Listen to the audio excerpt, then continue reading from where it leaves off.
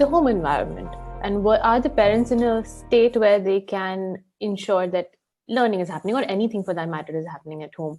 And if you talk about what we all saw last year, I think each and every one of us can relate to this.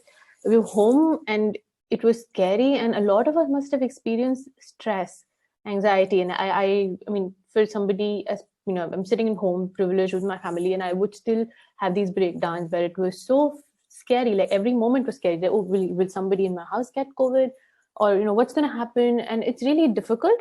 And if you couple that with any kind of a livelihood loss, which so many of our families that we serve were dealing with, you know, they lost jobs and they had no savings.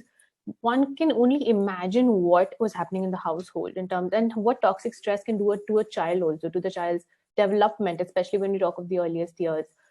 There have been, we've heard of stories of abuse, we've heard stories of alcoholism increasing. My own staff members would tell me really scary stuff.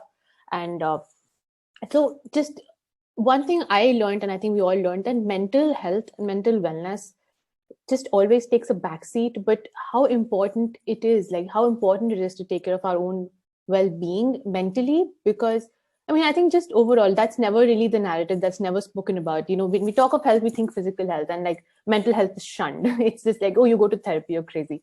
We have that, a lot of us think that. In my own family, people think like that, right? So access to mental health resources, I think, was very important during this period. A small thing we did, which I also saw a couple of organizations do, like there was this helpline which was set up for mental health for COVID patients, but it was also extended for like people we worked with. We partnered with one helpline, and we also created this.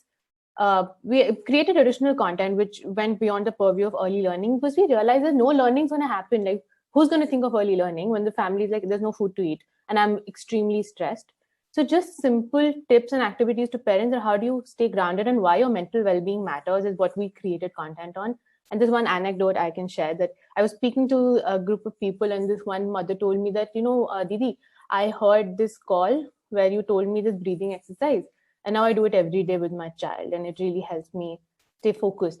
And I know it's a very small thing, but she was in a rural part of India, she's never been to school, and she is doing this grounding exercise. And I felt like, oh, I do the same thing sitting at my house to stay sane. And it's so important. Like, you know, mental health is like this same thing that we share, that we both need to stay sane. So just stuff like this. And this is the one thing we did at Dost, and I'm sure that many organizations did a variety of things. But this was my biggest learning, that mental well-being matters.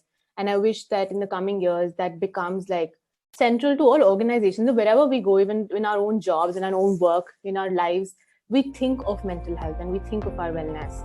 And whoever we serve also, we think of these aspects.